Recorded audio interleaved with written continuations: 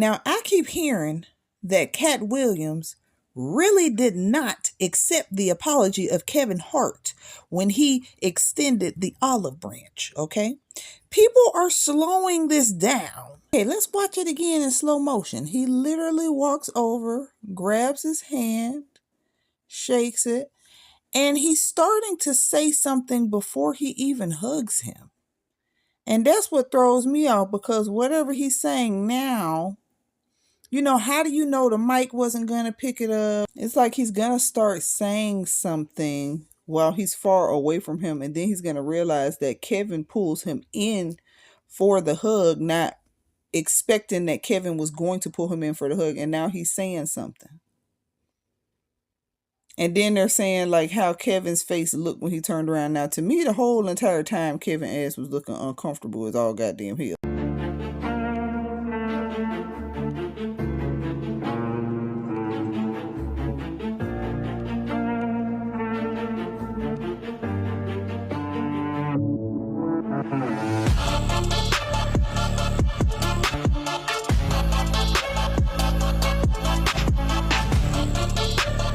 After watching the Kevin Hart roast last night, child, I've been seeing a lot of stuff online. So first off, the only things I mainly been seeing, like the Kevin Hart, his roast was really good. I really liked it. There are a lot of people that are kind of like upset about the comment that was made about George Floyd, and I would just say this probably could be insensitive to his family.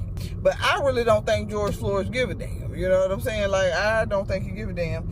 There are a few people that are upset with some of the jokes that have been had. Everything has duality.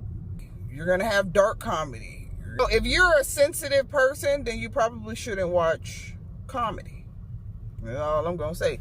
You got folks out here slowing down and literally reading Katt Williams' lips. Katt Williams and Kevin Hart look like they could have made up. It says a lot, the fact that Katt Williams would even show up. Because Katt Williams, he be turning down damn movie deals and shit. Like, he'll turn deals down. We know he is the dude. If it's not with his spirit, he's going to turn it down. So you got people out here literally slowing down, okay, when Kevin Hart extended the olive branch and then they hugged it up, knowing that Katt Williams is not a person that's going to sell out or sell his soul in a way that is not good with him. So if he's the type of person that will literally shut down deals and not take them, why would he take money from Netflix to come in honor, even though it is a roast, it still is an honor, okay? So we are honoring Kevin Hart, someone that I hate with a passion, for a few dollars. Why would he sell himself? He was like, well, did you hear Kevin Hart when he came out? Because he was like, I'm the only person in here with the soul. It's like he was coming to get up under the celebrity skin. And I said, but he didn't even go that hard though. Like, it's like, Katt Williams, we done seen Katt Williams go hard. Somebody that I hate with a freaking passion. And I've already told you the difference between me is Kevin Hart will sell his motherfucking soul. You know what I'm saying? He will sell his soul. He is a freaking coon. He'll do anything for a freaking buck. And I'm not that nigga. To do that, to take money from Netflix, to come and do that, and then act as though, put on a show like you're there honoring this guy, just to be petty still and be like, yeah, I'm not fucking with you. I don't know. To me, it's like we too damn grown, too damn old for that. That one right there would make me look at Katt Williams in a different light. Like, that's lame. And everything that you're literally calling him out for being, it's like you're doing the same shit. I don't know. So I honestly think that they did, in a way, kind of like, this shit is stupid. I've said what I've had to say. I've let off my, like, I'm literally a professional roaster of Kevin Hart. It's like, he said that he has perfected his craft of dragging Kevin Hart. So it's like, I've said and let out all my grievances as to the issues that I have with this dude. It's like, in a way, I don't respect him. Now, I guess you can't really 100% hang out with a person that you don't respect, and you don't respect the way that they move and the things that they do. So it's like, we're not going to be the best of friends, but it's like, I can meet you where you're at. You know, I can meet you where you at. Might be sellouts, or they don't stand up for themselves, or they, you know, and when it comes to the culture, that doesn't look good. You know, if you'll do any damn thing, it's like, if you don't stand for something, you'll fall for any motherfucking thing. And can I 100% be tight with you like that if you don't stand for anything and you will fall for anything? Like, I don't. And then who's know if Kevin Hart will fall for anything? He probably did at first, because he was that one that was saying, like, you would never see me in a dress, kind of like Dave Chappelle. And then next thing you know, you see him in a dress. And then they still play with these men and try to emasculate them by even the stuff that the joke that Rock was making. Like, it's like, yeah, come sit on my lap, come suck my nipple. It's like, black men don't make up those types of jokes.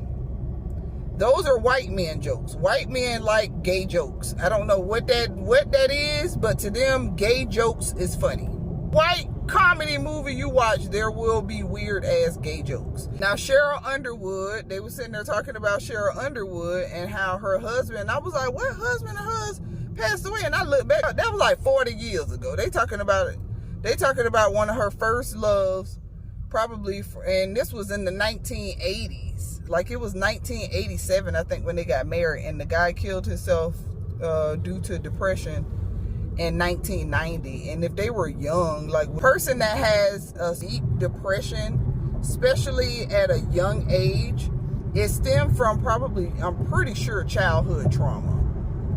Childhood freaking trauma. And that childhood trauma will stick with you forever. And it don't matter who they get with. If they don't love themselves, they cannot allow themselves to be loved. And even when it comes to stuff like that, like, even life, we take life like so freaking seriously. Like, I am not on the same board as other people when it comes to life and death, because we can't fucking die. Like, this life ends, yes, I get it. I get the sorrow of the sadness. You're gonna miss this person. You know, they're off on another journey, and we're not gonna be in this physical life anymore. Maybe we might get reincarnated again, and in the next life, you know, they say in some lives, like, my mom could have been my child in my past life, and in this life now she's my mother. So it's like, these spirits will still be with each other, but we may play different roles. We may play different roles. You know, life is a learning experience. You bring meaning to life, and you can be joyful. It can be beautiful and joyful in any type of a situation. I mean, you can, you know, some things are definitely tragic. If a person dies and they still have unfinished business, because all he's going to do is, that dude, his spirit is probably already back here. If you kill yourself, you get reincarnated again. You didn't fulfill your purpose. So because you didn't fulfill your purpose, the worst thing that will happen is you will die, probably most likely go to some heavenly like place, you know, rest your soul for a minute, and then your ass has to come right back down to reincarnation again, because there was a purpose that you needed to fulfill, and you ended your life before you could fulfill it. So you're going to come back.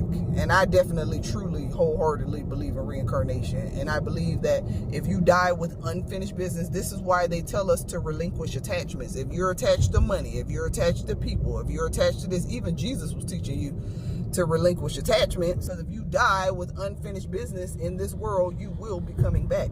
You're not going to ascend up to the next level. You have to come back down to this level until you fix it. So that's literally, and that ain't even really bad, because if you're an immortal being, you can do it 1,000,000 times. You got all of eternity to get it right. To allow people to be within their grief. Definitely allow people, because I mean, that is what makes us human. Like, we don't want to be robots, because the ego wants to have control. Like I stated, there are a lot of people that are here that are prolonging the deaths of their family members, with dialysis, with all kind of stuff, transplants, and all kind of, you know, taking blood that you're not supposed to be taking. Other people don't take life really that seriously. It's just like, find joy in everything. Don't be afraid of anything. If I die tomorrow, oh freaking well, I am an immortal spirit. In the spiritual realm, they probably would damn laugh. They probably would damn laughing. But it's like, we take, like I said, the ego. It's like, oh my gosh, you shouldn't. You know, that's the Chihuahua dog. I tell you, the ego is the little Chihuahua dog that likes the bark that's inside of you. So it's like, oh my gosh, you guys should not be doing that. You know, making jokes about certain things. You know, the thing that's throwing me the hell off, out of all of that stuff that you would be mad about, with people making jokes about, why the hell ain't you mad at the pedophile jokes? Or the jokes about the trafficking of these kids? Like, kids are literally being trafficked and murdered all over the freaking world. And, you know, folks are making jokes about it. Why ain't nobody mad? Why ain't people mostly mad about that? Oh, because you can't really relate to that.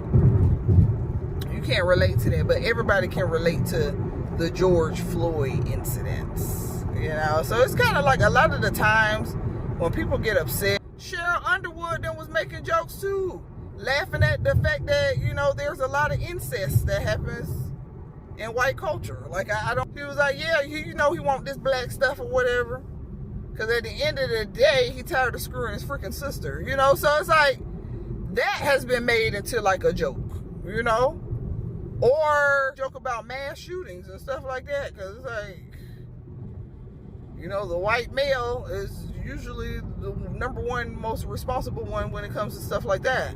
Like, so what? People can say whatever it is that they want to say. The only thing you can control is the way that you react.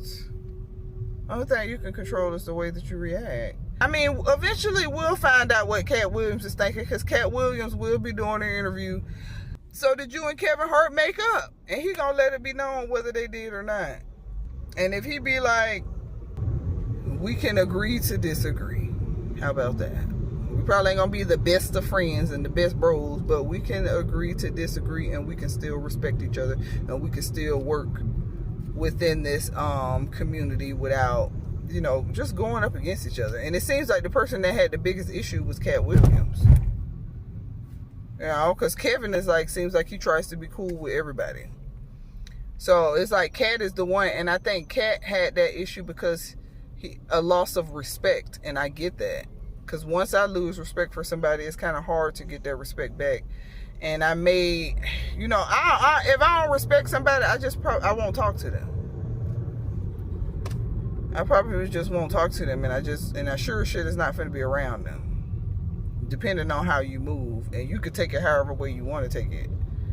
You can take it however which way you want to goddamn take it. It's just, you're doing something that I don't respect, and I don't get down with that type of character. And I mean, I still love you as a human being and feel like you have the right to make your own choices. If God give you the right to make your own choices to do stupid shit and do stupid shit, then who the hell am I? You know? So you can continue to be an idiot like your entire freaking life. It's just some stuff that I'm not going to get down with, and you can't get mad with me if I don't want to hang with your ass. Like, I don't. But I'm not going to keep you from doing whatever it is that you want to do. But I'm sure shit is not going to sell out or sell my soul for certain things. I'm just not going to do that. Like, me and you are completely different than that. You will sell for $1. I'm not going to do that. So, but overall, I like the Dan Rose and that one dude.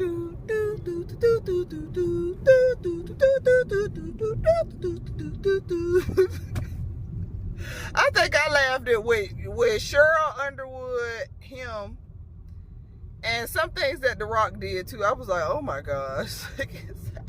Tom Brady showed you who is the bitch. Tom Brady rolled everybody up there. I said Tom Brady can actually be a stand-up damn comedian. He did the best because he didn't even stand at the podium. He was literally walking around, walking back and forth. It just seemed like it just came natural. I was like, Tom Brady can actually damn be a freaking comedian for damn real. Yeah. And then they was trying to say that Tiana Taylor, her bit flopped, but I didn't think so. I liked the Tiana Taylor's. I liked her a little bit. I like what Tiana Taylor. To me, it seemed kind of genuine and authentic. It didn't really feel like she was like reading off of a script. It's kind of like I'm talking to my older little brother. I'm talking to my big little brother, and she's like, I thought she did better than Regina. And Regina is actually a true actress and a comedian. I still don't understand why they had Tiffany Haddish, Dwayne Martin. I said, oh, there go Will Smith, boo. I ended it when he was saying that The Rock, it looked like he on Ozempic. So that was the part that I ended, but I think I got to see all the roasts. My favorite was this dude. This dude was funny. When he came out there with that damn red motherfucking suit on, like before he could even say what it was, I said, who the hell he trying to be, Eddie Murphy? And then what he said, so yeah, I dressed up like your idol because you know he ain't gonna show up today. Then every time that damn music came on,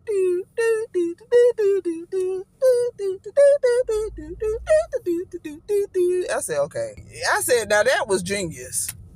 To come out there with that damn red motherfucking leather suit on with that damn oh my gosh, that jump was funny as hell.